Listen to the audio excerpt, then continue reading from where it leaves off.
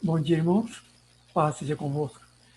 Continuando nossos estudos na Carta aos Hebreus, nesse capítulo 6 agora, é todo um raciocínio só, basicamente, mas nós temos que necessariamente ver ponto por ponto, tá?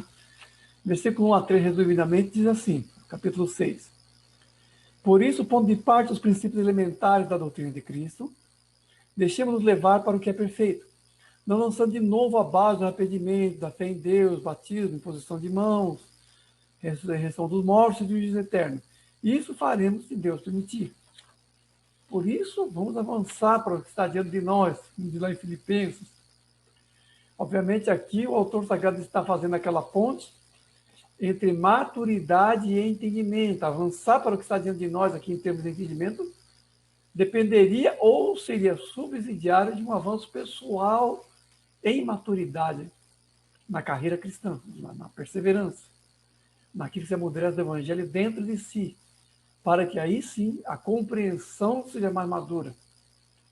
E a conclamação do autor é isso: deixamos de parte as coisas alimentares, avancemos para o que está avante. Porque na palavra de Deus, o crescimento não é opcional. E aqui o autor sagrado, como já tinha até se queixado antes, queria falar coisas mais profundas, mas sabia que a sua audiência não era madura o suficiente para tanto. A respeito dessas coisas, temos coisas difíceis de explicar, mas vocês têm sido tardios, nós lemos anteriormente, porque as coisas concernentes à ordem de Melquisedeque, as explicações mais profundas sobre essas relações, são questões compreensivas para pessoas mais maduras, compreensão madura. E aqui o autor, de certa forma, se queixa da incompatibilidade compreensiva por causa da imaturidade dos hebreus, das pessoas às quais ele dirige a carta. O ponto é, o crescimento é opcional? Crescimento. Podemos realmente ser crianças por opção e nos atermos assim a um certo nível de relação com Deus, ficarmos ali? Porque grande parte das pessoas está fazendo exatamente isso. Não procura realmente crescer, não faz questão de se aprofundar no conhecimento da palavra. Um tempinho atrás, eu me surpreendi quando perguntei para as pessoas quantos capítulos da Bíblia você lê por dia. Me surpreendi. Pessoas já, assim, de um certo tempo de crente, disseram 1 capítulo por dia. 1 capítulo por dia. Como nós vamos ser maduros na compreensão da palavra de Deus lendo 1 capítulo da palavra de Deus por dia? E isso quando lê, porque a maioria das pessoas que nem lê. Nem lê. Então, como compreenderemos a palavra em sua profundidade? Se não estivermos conhecendo, esquadrinhando, estudando a palavra de Deus e orando e se consagrando para que Deus nos abra a compreensão. A compreensão profética de Daniel custou a ele muita oração e uma certa angústia até de alma. Será que com menos do que isso nós chegaremos a ser maduros em nossa compreensão e em nossa maturidade na palavra de Deus e nas coisas concernentes a Deus? Duvido muito. Versículo 4 a 6, resumidamente, continuando. É impossível, pois, que aqueles que uma vez foram iluminados e se tornaram participantes do Espírito Santo e caíram? Sim. É impossível outra vez renová-los para arrependimento, visto que de novo estão crucificando a si mesmo o Filho de Deus e expondo a ignomínia. Curiosamente, aqui dá uma guinada brusca e começa falando uma coisa, parece que fala outra assim de sopetão, mas aqui é uma advertência em relação a quê? Em relação ao não crescimento. Está relacionado aqui as coisas.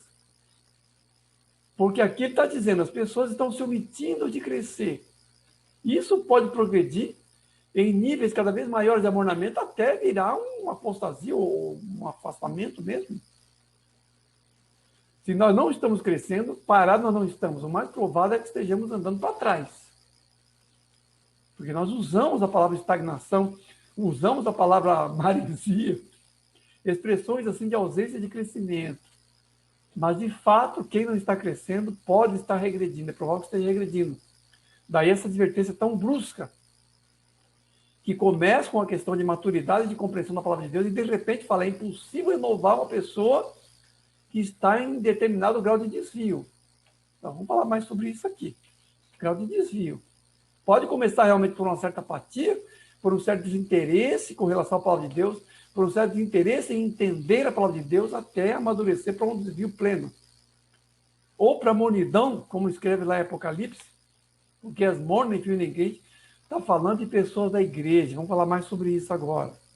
É impossível que uma vez foram iluminados, se tornaram participantes do Espírito Santo, sim, é impossível renová-los para o arrependimento. Obviamente aqui o autor parece se referir a um grau muito maduro de arrependimento, porque assim como existe maturidade de compreensão, existe maturidade na fé, existe também, infelizmente, por outro lado, uma maturidade de desvio, que torna, em certo grau, impossível a pessoa ser de novo alcançada pela graça de Deus.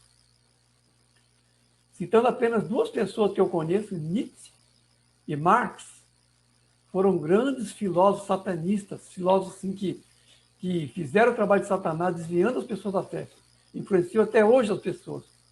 Eram cristãos na juventude. E evoluíram de tal modo em seu desvio que se tornaram inimigos da cruz de Cristo no processo. Passaram para outro time, literalmente. Passaram de cristãos a satanistas, de cristãos a obreiros da iniquidade. Num processo de desvio. Porque o terreno pode ser muitas vezes endurecido pós-evangelho. Esse é um ponto sensível para alguns, principalmente pessoas influenciadas pelo calvinismo. Não compreender realmente que é possível, infelizmente, as pessoas serem iluminadas, serem participantes do Espírito Santo, serem iluminados, como diz a passagem, e depois se desviarem no processo de esfriamento, no processo, muitas vezes, de desvio doutrinário. Eu diria até assim que o desvio doutrinário é o mais comum em pastores, por exemplo. Há pastores pregando heresias atualmente. Há pastores desviando as pessoas do Evangelho, relativizando a palavra de Deus, relativizando as normas do Evangelho de vida, fazendo tudo isso, estão fazendo trabalho de Satanás. E, infelizmente, estão falando da crise. Estão fazendo isso dentro da igreja.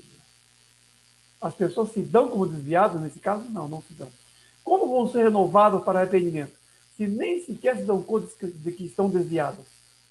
E muitos pastores que pegam heresias estão nesse pé. E muitas pessoas que estão na igreja estão nesse pé. Pessoas que uma vez foram iluminadas, participaram do Espírito, experimentaram a boa palavra de Deus e caíram a esse grau. Um grau assim irreversível. É claro que há graus e graus. O autor aqui está sendo enfático com os graus mais graves de afastamento ou de apostasia. Ele está pegando aqui pelo lado mais grave. Porque, na verdade, o grau ameno, por assim dizer, chega no ponto grave, se perseverar naquilo. Mas há pessoas, sim, claro, há pessoas que desviam e voltam. Há, sim, pessoas que desviam e voltam. A ênfase do autor é naquele caso mais grave. É impossível renovar o arrependimento. Então, a pessoa que desviou do evangelho nunca mais volta. Depende do grau. Aqui está enfatizando as pessoas realmente desviam em um grau muito sério. Existe possibilidade de uma pessoa que se desviou do evangelho voltar? Sim. Apocalipse vai falar disso. Apocalipse vai falar das igrejas que estão se desviando. Todas as cartas, todas as 7 igrejas recebem estímulos e advertências do Senhor. Apenas 2 recebem apenas estímulos, que são as igrejas de Esmirna e de Filadélfia. Todas as outras têm pontos ruins e pontos bons. Algumas mais pontos ruins até do que pontos bons. Laodiceia, por exemplo, tem mais ponto ruim, não tem elogio nenhum à igreja de Laodiceia. Mas são palavras dirigidas às igrejas, sempre com advertência. Quem tiver ouvidos, ouça o que o Espírito diz à igreja. Ou seja, essa palavra é para que a igreja retorne do ponto de desvio em que está indo. Ou seja, existe a possibilidade das pessoas voltarem do desvio? Sim. Sim. Mas as possibilidades são amplas. Eu quero dizer assim, que uma dicotomia calvinista ou uma simetria teológica que diz, por exemplo, que essa passagem se refere só a pessoas que não são crentes de verdade, faz uma leitura errada dessa passagem. As pessoas, como não acreditam, por exemplo, na possibilidade de uma pessoa nascer de novo se desviar, existe essa simetria teológica, tanto em relação ao calvinismo de fato, como pessoas que acreditam no 5º ponto do calvinismo, que é a tal da perseverança dos santos. Há pessoas que acreditam que a pessoa nascer de novo não se desvia, não são calvinistas no resto. Não são calvinistas dos 4 outros pontos da tal da TULIP, que é um acrônimo lá do Sínodo de Dordrecht, que expressa a síntese da confissão calvinista. Pode acreditar, não acreditar nos outros pontos, mas acredito que uma pessoa nascer de novo não se desvia. Pessoas que acreditam no livre-arbítrio não acreditam que uma pessoa nascer de novo possa, de fato, desviar. E aí, quando chega uma passagem como essa, que claramente fala de uma pessoa que foi iluminada, participou do celestial, participou da palavra de Deus e se desviou, aqui claramente fala da pessoa nascer de novo, aí faz aquele gingado teológico para justificar uma crença que realmente não se sustenta nas escrituras. Pelo menos não em sua leitura mais normal. Então, aqui, deixando de lado essas simetrias teológicas calvinistas diversas, aqui fala que sim, que há graus. O fato é que quando o Senhor Jesus conta a parábola do semeador, há 4 tipos de terreno ali, 4 possibilidades em relação ao evangelho. Há a pessoa que se desvia logo de cara, há a pessoa que até vai até certo ponto, mas depois desvia, há a pessoa que vai, mas aquilo vai sendo sufocado pelos espinhos, e há finalmente aquele que persevera e realmente frutifica. Aquele que não apenas permite que o evangelho seja pregado por ele, mas que faça o caminho em si mesmo. Porque a verdadeira frutificação se dá pela trajetória do evangelho, não apenas através do anúncio, mas principalmente através do percurso do evangelho na própria pessoa que anuncia o evangelho. É nessa conjunção que somos realmente frutíferos. E isso pode acontecer pelo menos 4 possibilidades ali na parábola do semeador, ali de Jesus.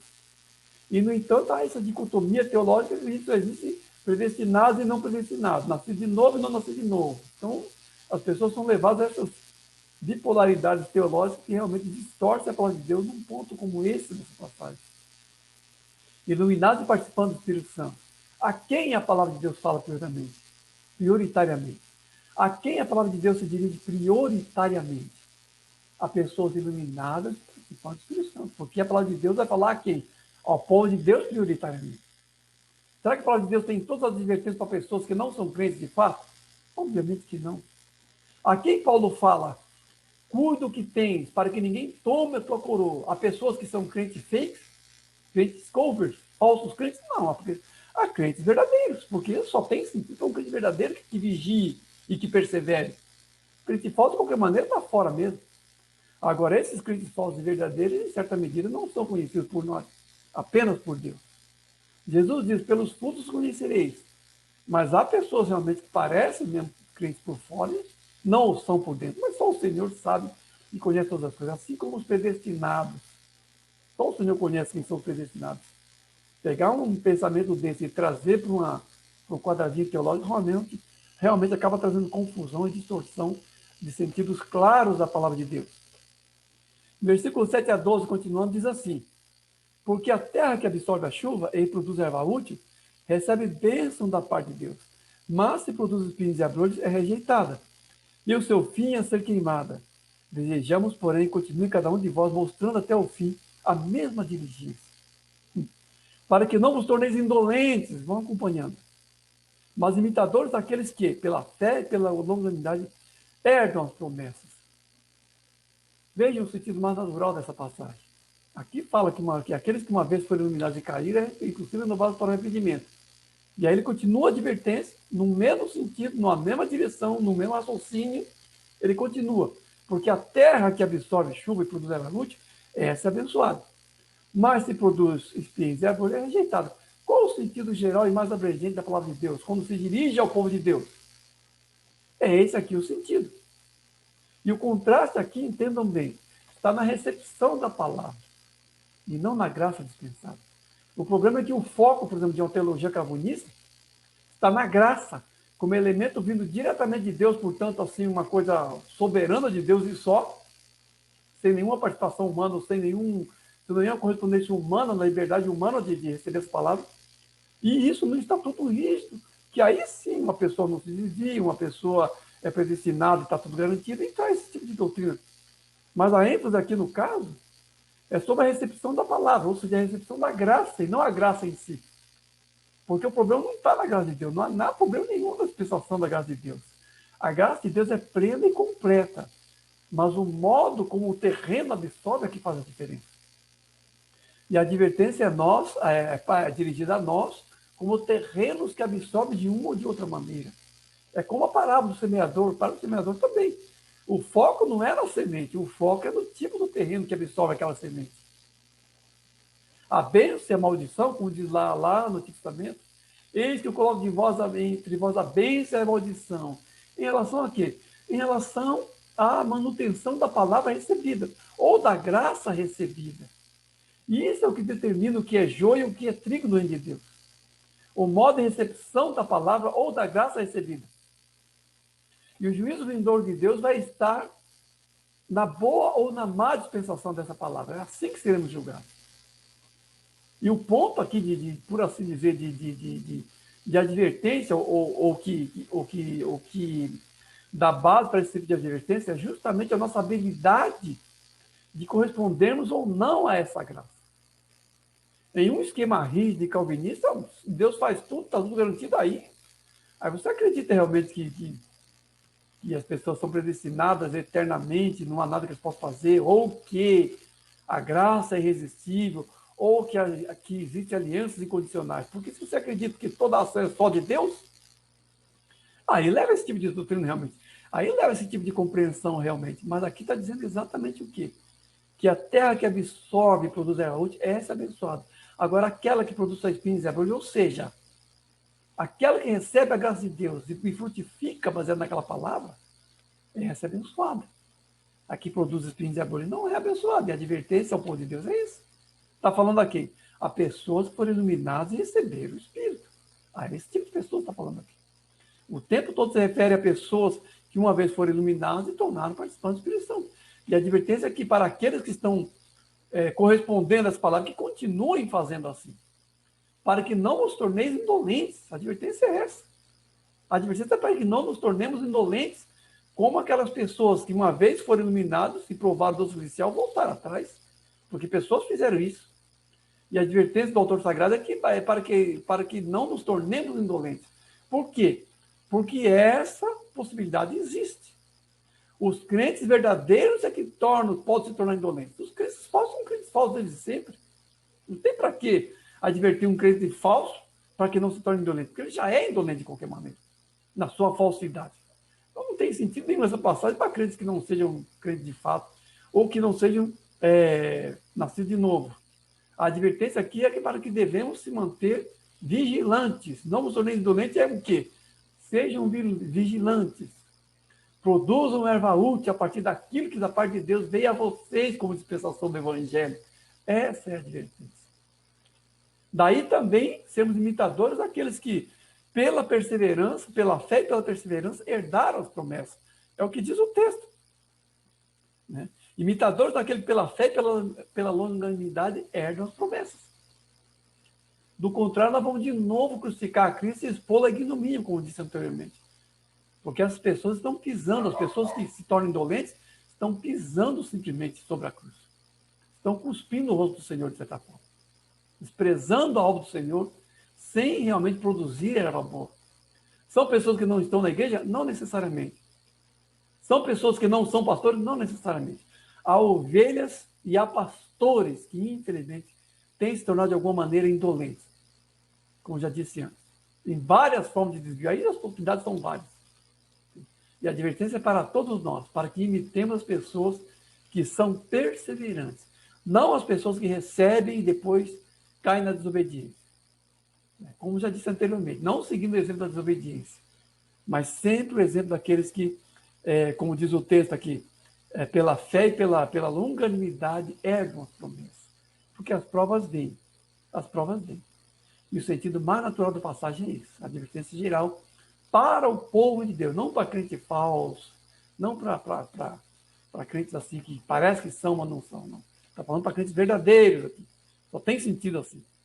Versículo 13 a 15 diz assim: pois quando Deus fez a promessa a Abraão, jurou por si mesmo, dizendo: certamente abençoarei e te multiplicarei. E assim, depois de esperar com paciência, obteve Abraão a promessa. Uma semelhança muito grande aqui em relação aos escritos de Paulo nesse trecho. Porque cita Abraão, e da mesma forma como é citado Abraão lá em Gálatas, lá em Romanos, como uma pessoa que perseverou, é o pai da fé, aquele que nomeia o povo de Deus praticamente. Então, quando fala assim, Deus fez a promessa a Abraão, quer dizer, claro, a iniciativa é sempre de Deus. Nesse ponto somos todos calvinistas. A ação principal é sempre de Deus, é fato. É fato. É fato. Mas a obediência, essa palavra perseverança, é elemento condicional em toda a palavra de Deus. É elemento condicional. As promessas se cumprem ou não dependendo da nossa obediência a Deus. E aí é uma coisa nossa. É o nosso livre-arbítrio e a nossa relação com Deus que vai dizer se as promessas se cumprem ou não. Não é algo pré-fixado por Deus, mas algo que passa pela nossa iniciativa, passa pela nossa ação, mas sempre baseado na graça de Deus. Na graça de Deus. Há mérito nisso? Obviamente que não, porque as pessoas acham que, de repente, isso traz um mérito. Não há mérito nenhum. Não há mérito nenhum. O mérito disso é o mesmo mérito de uma pessoa que está se afogando e alguém lhe joga uma boia e ele agarra a boia. O mérito dele agarrar a boia é zero. Porque se não fosse a boia, ele morreria. Se não fosse uma pessoa que joga a boia para ele segurar, ele morreria afogado. Esse é o mérito que nós temos em relação à graça de Deus. O mérito de pessoas que meramente fazem o que lhe é ordenado, como disse o Senhor. Somos servos inúteis nesse sentido, como disse Jesus nos evangelhos. E a bênção e a maldição estão nisso. Certamente te abençoarei, é a promessa de Deus. Certamente te abençoarei. E aqui essa expressão, certamente te abençoarei, para o autor sagrado, é uma promessa que Deus fez sob juramento por si mesmo. Por si mesmo. Fidelidade de Deus em relação a essa palavra essa palavra infalível de Deus. Se Deus prometeu, certamente ele vai cumprir. Porque a palavra de Deus tem a característica de Deus, né? Ou está na base moral das ações de Deus, que são ações perfeitas e abençoadoras. Certamente abençoarei. Né? E Abraão, pela perseverança, herdou a promessa. Então, essas pessoas aqui, que pela fé e pela perseverança, pela longanimidade herdam as promessas, Abraão é desse número. Por isso que está de Abraão aqui. Porque o protótipo da pessoa que recebe uma promessa de Deus, persevera obedecendo a Deus e herda as promessas, o protótipo disso é Abraão. Por isso que ele é chamado de o pai da fé. Porque o seu modelo de vida é um modelo para todos nós. Por isso que lá em Romanos diz que Abraão é o pai dos que creem, não só dentre os judeus, mas também dentre os gentios. Porque pela fé e pela longanimidade, ele herdou as promessas. Ele é o primeiro nessa linha. De modo que não existe nada assim pré-fixado. E aqui também, o autor dos Hebreus, semelhantemente a Paulo em Romanos, faz aquele link, faz aquela ponte. E o vínculo espiritual que existe entre Abraão e a igreja. Porque Abraão é o pai da fé. É pai da fé. É o pai da fé, dos que creem. Nesse sentido, todos são filhos de Abraão pela fé. Como exaustivamente Paulo já disse lá em Romanos. O autor dos Hebreus está falando praticamente isso agora. Está linkando Abraão com a igreja, com os que são da fé, com os que são de Jesus, com aqueles que perseveram, que não se desviam, mas que perseveram e por sua perseverança herdam as promessas. Versículos 17 a 20, terminando. Por isso Deus, quando quis mostrar mais firmemente aos herdeiros da promessa a imutabilidade do seu propósito, se interpôs com o juramento, para que fortaleza tenhamos nós, que já corremos para o refúgio, a fim de lançar mão da esperança proposta, e que penetra além do véu, onde Jesus entrou por nós, tendo se tornado sumo sacerdote para sempre, segundo a ordem de Melquisedeque. A promessa de Deus é infalível. Certamente abençoarei. Deus jurou por si mesmo, o Pai aqui no caso, jurou por si mesmo, se interpôs com o juramento. Qual é a implicação, qual a ênfase que o autor está dando aqui? Que o juramento de Deus, como ele não tinha ninguém maior por quem jurar, jurou por si mesmo. E o juramento, no caso, é o afiançamento moral da palavra liberada. É esse o sentido do juramento. No tribunal humano, por exemplo, quando uma pessoa vai prestar juramento, vai prestar depoimento no tribunal, ela coloca a mão direita sobre a Bíblia, levanta a mão esquerda e jura que tudo aquilo que ela vai dizer é a verdade, não é mais que a verdade, e então que Deus me ajude. A pessoa está fazendo o quê no tribunal? Jurando por Deus, é isso que ela está fazendo de fato. Com a mão direita sobre a palavra de Deus, sobre a Bíblia, e levantando a mão esquerda, ela está se interpondo por juramento. E aqui as passagens dizem que Deus fez isso. Deus jurou, mas jurou por ele mesmo. Deus não colocou a mão sobre a Bíblia, porque ele é o Senhor da palavra de Deus, ele é o autor da Bíblia. Então ele fez isso por si mesmo e prometeu nesse sentido. E assim como no tribunal essa palavra ela tem que ser completamente verdadeira, assim também, como Deus jurou por si mesmo, então essa palavra, essa promessa de Deus é absolutamente verdadeira. A promessa de Deus. E aqui no caso estamos falando das promessas maiores, do descanso de Deus. Aqui estamos falando. Porque tudo aquilo que aconteceu envolvendo Abraão, a terra, tudo mais, eram alegorias de coisas eternas e firmes, coisas espirituais. Novos céus e nova terra são o ponto maior de tudo aquilo que está escrito na palavra de Deus. E ponto final. E pelo fato de Deus ter jurado, forte alento tenhamos, essa é a palavra. Forte alento tenhamos. Nós que corremos para o refúgio. Nós agora temos forte alento por aquilo que Deus prometeu a Abraão. Por quê? Porque estamos em uma mesma linha de sucessão. Porque o destino final do promessa de Abraão são os novos céus e a nova terra. A Canaã definitiva, da qual aquela Canaã era mera figura, são os novos céus e a nova terra. E é esse refúgio para o qual nós corremos. A fé e a fidelidade, porque é um Deus que cumpre suas promessas. Corramos para o refúgio. Corramos para as asas de Deus. Abriguemos-nos debaixo das asas do Altíssimo enquanto perseveramos rumo ao cumprimento das promessas. Essa é a exortação do autor sagrado aqui. Porque o todo da salvação está naquilo que o Senhor fez em Jesus. Porque Ele, Jesus, nos abriu essa porta pela obra da cruz. Nos abriu esse acesso. Ele foi aquele que penetrou nos altos céus, coisa que ninguém no céu, na terra, nem debaixo da terra poderia fazer. Como lemos lá em Apocalipse também. Nós não podíamos fazer. E Jesus é essa pessoa, então. Esse Messias, esse Filho de Deus, né, que entrou por nós, tendo se tornado sumo sacerdote para sempre, segundo a ordem de Melquisedeque. Então, a obra da cruz e o sacerdócio de Melquisedeque são, então, conjugados nessa passagem. E aqui eu vou dizer assim, é uma última menção de Melquisedeque, sem finalmente começar a explicar quem é Melquisedeque. Porque aqui já estamos na terceira menção do sacerdócio segundo a ordem de Melquisedeque. Quem é esse Melquisedeque, afinal de contas? O capítulo 7 vai trazer, então, essa compatibilidade profética entre o sacerdócio de Melquisedeque e como o sacerdócio de Melquisedeque é o sinal profético do sacerdócio de Jesus. Isso no capítulo 7. Eu estou apenas aqui dando cenas dos próximos capítulos. Então, no capítulo 7 falaremos mais sobre o sacerdócio de Melquisedeque e como ele é a profecia do tipo de sacerdócio de Jesus, sacerdócio pleno.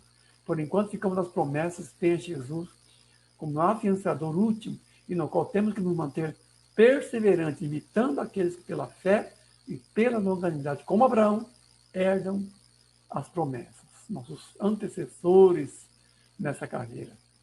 Amém? Deus abençoe, irmão.